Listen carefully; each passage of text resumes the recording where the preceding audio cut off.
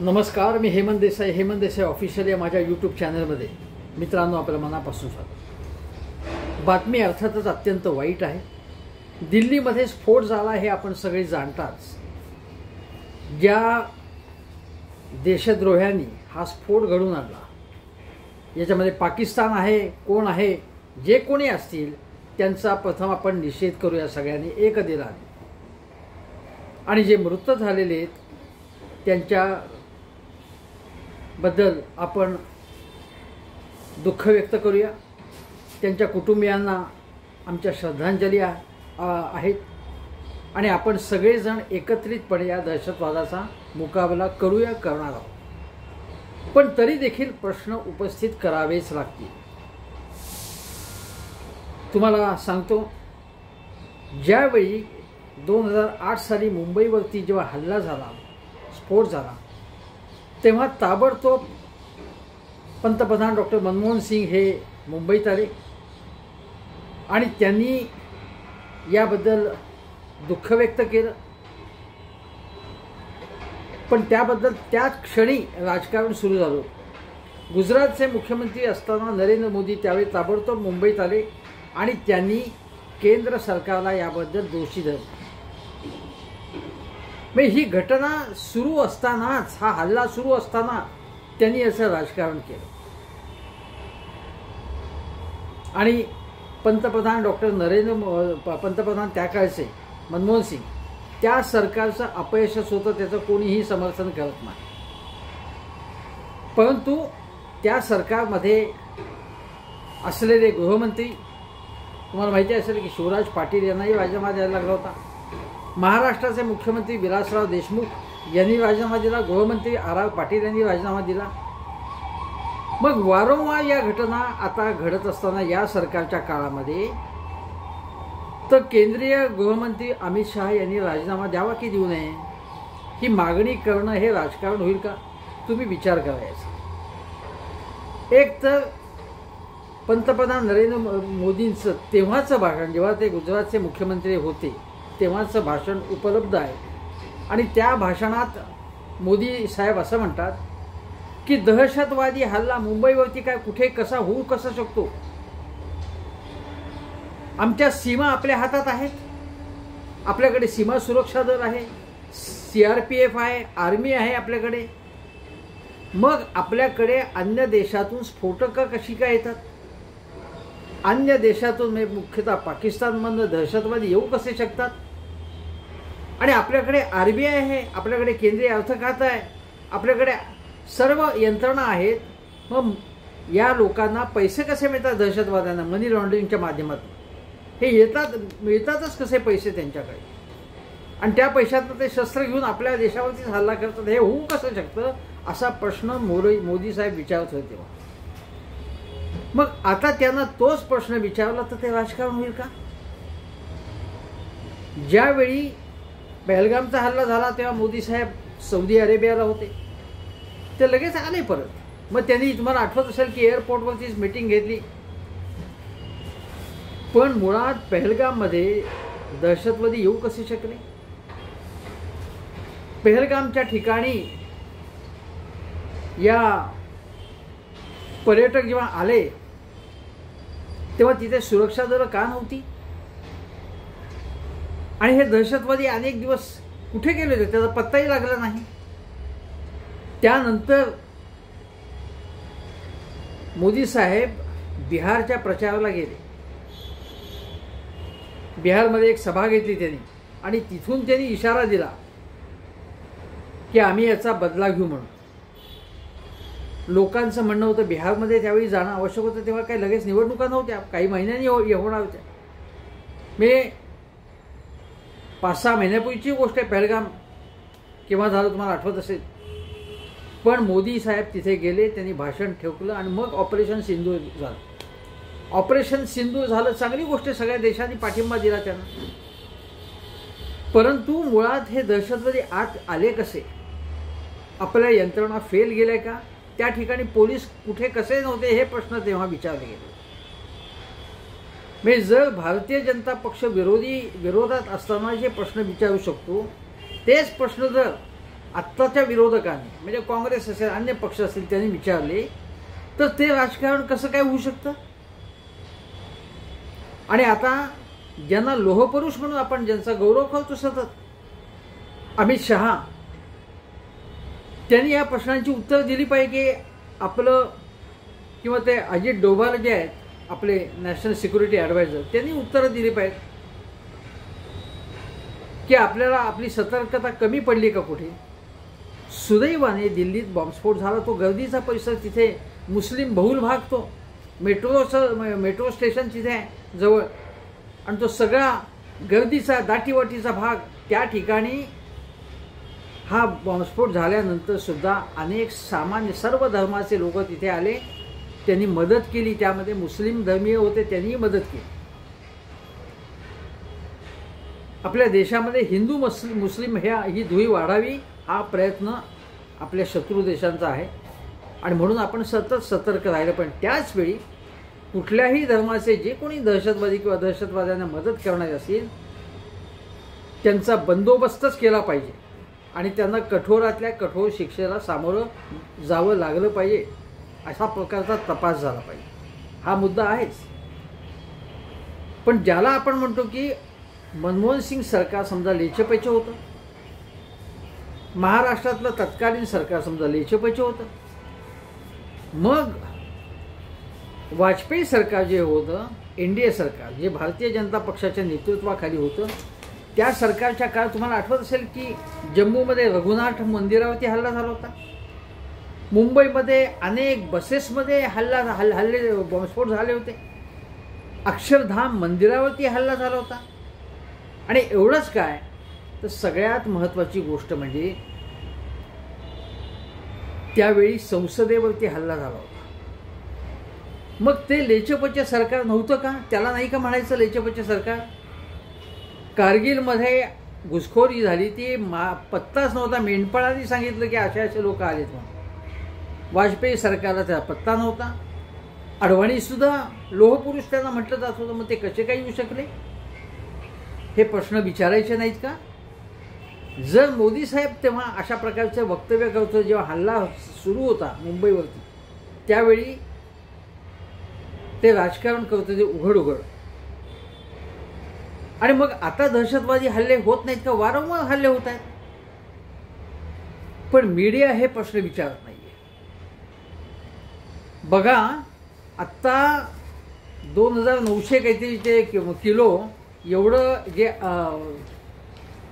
स्फोटकं जी सापडली ती फार मोठ्या प्रमाणामध्ये अमोनियम नायट्रेट सापडलं आणि ते फैजाबादला सापडलं. ते कसं काही होऊ शकलं तिथे? आता मोदीजींनीच हा प्रश्न विचारायला पाहिजे की तुम्ही तेव्हा प्रश्न विचारत होतात, मग आता प्रश्न विचारायचा नाही का?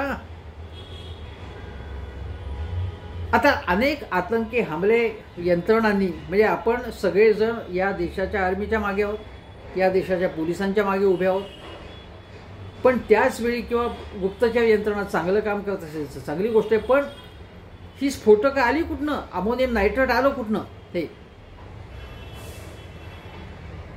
आणि जर इतकं 2900 एवढं अमोनियम नायट्रेट आलं असतं कुठेही, दिल्लीमध्ये कुठेही, तर केवढा मोठा स्फोट झाला असता, किती माणसं मेली असती याची कल्पना करवत नाही.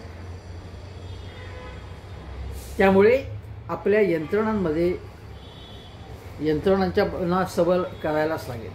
आता दुसरी गोष्ट म्हणजे मी तुम्हाला सांगतो की या देशामध्ये 2014 नंतर सातत्याने काय सांगितलं जाते की अगोदर कसे हल्ले होत होते, दहशतवादी हल्ले, स्फोट घडत होते आणि आमच्या काळामध्ये एकही स्फोट झाला नाही म्हणे, असंही बोललं, असं मोदी, शहा आणि बाकीचे नेते म्हणत होते. मी तुम्हाला ती यादीच सांग. 2014च्याच वर्षात जेव्हा मोदी साहेब सत्तेवर आले, भारतीय जनता पक्ष सत्तेवर आला, एनडीए सरकार सत्तेवर आलं, तेव्हा बेंगलोरला बॉम्बिंग झालं डिसेंबरमध्ये 2014चं. प्रमुख सांगतो 20 मार्च 2015 जम्मूवरती अटॅक झाला, 27 मार्च 2016ला गुरुदासपूरचा हल्ला होता. हे सगळे लष्करी छावण्यांवरती हल्ले झाले. मग 25 जून 2016ला त्याच वर्षी पुन्हा 6-7 महिन्यांनी पंपोरला हल्ला झाला, पठाणकोटला हल्ला झाला. हे सगळे लष्करी छावण्यांवरती किंवा पोलिसांवरती असे हल्ले झाले. आणि सगळ्यात मोठा हल्ला जो आपल्याला माहिती आहे की 18 सप्टेंबरला 2016ला उरीला हल्ला झाला, हे मोदींच्या सत्तेच्या काळात झालं. शहा तेव्हा गृहमंत्री नव्हते, कोणी नव्हते. शहा गेल्या 6 वर्षात गृहमंत्री आहे, पण तेव्हा राजनाथ सिंग गृहमंत्री होते. उरीचा हल्ला झाला, बारामुल्लाला हल्ला झाला, नागरोटाला हल्ला झाला. हे सगळे लष्करी जेव्हा तळ मोठमोठे तिकडचे त्या ठिकाणी बॉर्डर जवळ किंवा बॉर्डरपासून जवळ अशा ठिकाणी हल्ले झालेले. 2017 साली भोपाळ उज्जैन तिथे पॅसेंजरवरती बॉम्बिंग झालं. अमरनाथ यात्रेवरती हल्ला झाला.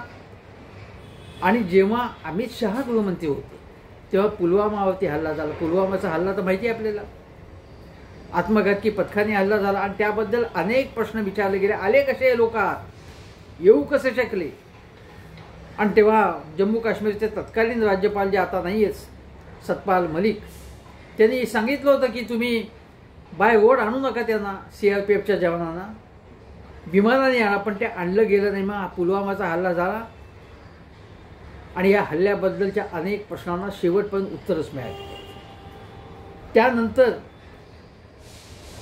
अवंतीपुरा, राजौरी, एर्नाकुलम ठिकठिकाणी हल्ले झाले. ना पहलगामचा हल्ला हा अतिशय मोठा होता हल्ला आणि त्याबद्दलचे जे प्रश्न आहेत ते विचारावेच लागते. हे हल्ले, याचा थोडक्यात अर्थ कसा आहे, वाजपेयी सरकार असताना सुद्धा अनेक हल्ले झाले, पण त्याला कधी लेचेपेचे सरकार, दुबळं सरकार म्हटलं गेलं नाही. मोदी सरकारच्या काळामध्ये, अमित शहांच्या कार्यकाळात अनेक हल्ले झाले, त्याला काही लोकांनी काही बोललं नाही. मणिपूरमध्ये एवढी मोठी दंगल सुरू होती, ती दंगल आटोक्यात आणण्यात, 2 समाजांना जवळ आणण्यामध्ये पूर्णपणे अपयशी ठेवलं मोदी सरकार. मग प्रश्न विचारायचे नाहीत का? आणि ते गृह खात्याचं अपयश नव्हे का? तिथल्या मुख्यमंत्र्यांना हाकलून देण्याची आवश्यकता होती, ताबडतोब तेही हाकलून देण्यामध्ये उशीर करण्यात आला. आणि अजूनही मणिपूरवरती नियंत्रण पूर्णपणे प्रस्थापित करण्यात सरकारला यश आले नाही. मोदी साहेब जात नव्हते, ते काही दिवसांपूर्वी तिथे गेले मणिपूरला. आणि आत्ता हा हल्ला दिल्लीमधला झाला तेव्हा मोदी साहेब भूतानला रवाना झाले. मी गेल्या पहलगामच्या वेळी ते सौदी अरेबियाहून लगेच आले, मग आता तिकडे रवाना झाले. आणि तिथे काय असा महत्त्वाचा कार्यक्रम होता, त्यांनी इथे थांबणं आवश्यक होतं. का गेले ते तिकडे? आणि तिथे जाऊन सांगितलं त्यांनी की बक्षा नाही जाएगा वगैरे. याला काय अर्थ आहे? म्हणजे तुम्ही इथे थांबायला पाहिजे होतं अशा वेळी. आणि अनेक संकटांच्या काळात तुम्हाला निवडणूक आठवते, निवडणुकीच्या प्रचार सभांना तुम्ही जाता, पण तुम्ही करता ते राजकारण नसतं का? हा प्रश्न विचारणं अतिशय आवश्यक आहे. आणि हे केवळ आणि केवळ हे राजकारणच करतात आणि एक नॅरेटिव्ह तयार करत असतात. अजून एक गोष्ट तुम्हाला सांगतो, 370 कलम रद्द झाल्यानंतर त्याची चर्चा करायची. त्यानंतर सुद्धा काश्मीरमध्ये अगदी ब्लॅकआउटच होतं त्या काळात. त्या काळात सुद्धा पुन्हा एकदा पंडितांना पलायन करावं लागलं दहशतवाद्यामुळे, दहशतवादी कृत्यांमुळे, हल्ल्यांमुळे, बॉम्बस्फोटांमुळे. आणि निरपराध मजुरांना ठार मारलं जात होतं. ते 370 कलम रद्द झाल्यानंतर सुद्धा पहलगामला हल्ला झाला. हे आपण लक्षात घ्या. म्हणजे 370 कलम रद्द झाल्यानंतर सगळीकडे शांतता प्रस्थापित झाली असं झालेलं नाही आहे. या दहशतवाद्यांची पाळंमुळे इथलीच असणार, ती खणून काढण्यामध्ये तुम्हाला यश मिळालं नाही का? हा प्रश्न विचारावा लागेल. आणि दुसरी गोष्ट म्हणजे दिल्लीमध्ये जेव्हा दंगली झाले 2000 साली, 6 वर्षापूर्वी, त्यावेळी कपिल मिश्रा जे भाजपचे नेते आहेत ते म्हणाले, तेव्हा ते डोनाल्ड ट्रम्प आले होते. आणि कपिल मिश्रा म्हणाले की डोनाल्ड ट्रम्प जाऊ देत, एकदा गेले की मग आम्ही काय करतो ते बघा. असा उघड दंगल पेटवण्याचा इरादा आपला असल्याचं त्यांनी जाहीर केलं. आणि दिल्लीमध्ये दंगल झाली. ते कपिल मिश्रा भाजपचे नेते आता तिथे मंत्री आहेत. म्हणजे तुमचे इरादे काय आहेत भाजपचे हे विचारावं लागेल ना. त्या कपिल मिश्राला मंत्रिपदी नेमलेले तुम्ही आता. आणि दुसरी गोष्ट अशी की तुम्ही जे म्हणता की काँग्रेसच्या काळात किंवा अन्य जेव्हा सरकार असतात तेव्हा त्यांना सर्वसामान्य माणसाचे प्राण धोक्यात असतात, कायदा सुव्यवस्थाचे वाट लागते असं म्हणता तुम्ही, त्यांना कंट्रोल करता येत नाही काही, आणि त्यांचं पूर्णपणे काँग्रेसवाले असतील किंवा बाकीचे लोक असतील, RJD असतील, कुठलाही जो विरोधातला पक्ष आहे तो मुसलमानांपुढे लोटांगण घालतो, दहशतवाद्यांपुढे लोटांगण घालतो, त्यांच्याशी संगनमत करतो, आणि तुमचं मात्र संगनमत नसतं. हा कुठल्याही आधाराशिवाय तुम्ही आरोप करता, तुम्ही राजकारण करता. आणि आता तुम्हाला प्रश्न विचारण्यासाठी तुम्ही पत्रकार परिषद कुठे घेतात? मनमोहन सिंग पत्रकारांना सामोरं गेले होते ताबडतोब. बाकीचे सगळे म्हणजे काँग्रेसचे सगळे नेते पत्रकारांना सामोरं गेले होते, तुम्ही जात नाही सामोरं. आणि तुम्ही मीडियामार्फत, गोदी मीडियामार्फत असं नॅरेटिव्ह करता की बघा आता बक्षा नाही जाएगा, आम्ही कशा अद्दल घडवणार आहोत. ऑपरेशन सिंधूला सगळ्या देशांनी पाठिंबा दिला, पण पहलगाम कसं झालं आणि आता दिल्लीमध्ये स्फोट कसा झाला, कशामुळे झाला, हे प्रश्न विचारावे लागतील. केवळ अगोदरच्या सरकारला बदनाम तुम्ही करणार असाल तर वाजपेयी सरकारमध्ये सुद्धा काय घडलं, किती स्फोट झाले, किती दहशतवादी हल्ले झाले, हे प्रश्न विचारावेच लागतील. तुमचंही सरकार दुबळ आहे, तुमचंही सरकार कमजोर आहे असंही म्हणावं लागेल मग. आणि अमित शहानी आता राजीनामा काय द्यायचा नाही इतक्या घटना घडल्यानंतर? पहलगाम झालं, मणिपूर झालं, मग कधी राजीनामा देणार ते? काय जबाबदारी घेणार की नाही? लोकांच्या प्रश्नांना उत्तर देणार की नाही? आणि मीडिया प्रश्न यांना विचारणार की नाही, हा खरा सवाल आहे. हे एक वेगळ्या प्रकारचं नॅरेटिव्ह तयार करतात. या लोकांना हिंदू मुस्लिम हे करण्यामध्येच त्यांना इंटरेस्ट आहे आणि राजकारण करून मतं मिळवण्यामध्ये इंटरेस्ट आहे. आणि जे प्रश्न विचारतात अशा संकटाच्या वेळी त्यांना तुम्ही देशद्रोही म्हणता. हे यापुढे चालणार नाही. लोक प्रश्न विचारतील आणि प्रश्नांना उत्तर देण्यासाठी तुम्ही मीडियासमोर आलंच पाहिजे. मी राष्ट्राला उद्देशून भाषण ठोकणार, मी मन की बात करणार, पण मी लोकांच्या प्रश्नांना, पत्रकारांच्या प्रश्नांना उत्तर देणार नाही, हे योग्य नाही. आणि तुम्ही असं केलं असेल तर तुम्हाला प्रश्न आम्ही जाहीरपणे विचारू. त्यामुळे अमित शहा यांनी राजीनामा दिला पाहिजे असं माझं मत आहे. नैतिक जबाबदारी आहे ती त्यांची, आणि या सरकारने या सगळ्या प्रकारापासून दक्षता घेऊन सतर्क राहिलं पाहिजे. आणि सगळ्या विरोधी पक्षांनी सरकारच्या त्या प्रयत्नांना पाठिंबा दिला पाहिजे. पण प्रश्न मात्र विचारावेच लागतील आणि प्रश्नांची उत्तरं या सरकारला द्यावी लागतील. तुर्तास एवढंच. धन्यवाद. नमस्कार.